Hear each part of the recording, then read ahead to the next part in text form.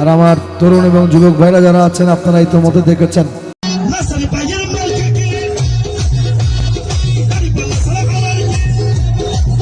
ফেসবুকে, ইউটিউবে আমাদের মাইঝুনারি গানের নাম দিয়ে, আল্লাহর ওলিদের উরুসদের নাম দিয়ে যে ধরনের বেহায়াপনা শুরু হয়েছে, আগে তো ছিল, এখন ইদানিংকালে এতবার বেড়েছে যে ওনাদেরকে আমরা পায়ে ধরে অনুরোধ করার পরে ওনারা আমাদের কথাগুলো কোনো গুরুত্ব দিচ্ছে না।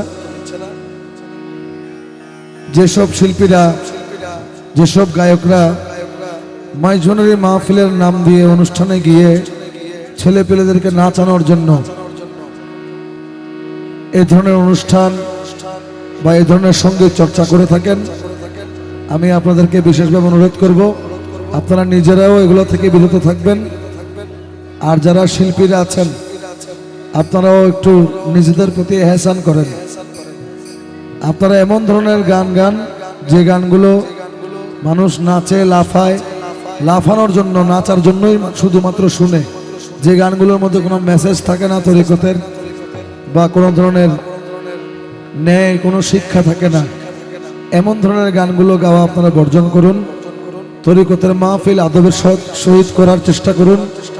একজন, দুইজন, তিনজন থেকে একদিন 100 জন, 100 জন থেকে 1000 জন, 1000 থেকে 1 লক্ষ তরুণ, এভাবে আস্তে আস্তে তরুণরা পরিবর্তন হয়ে আসবে ইনশাল্লাহ।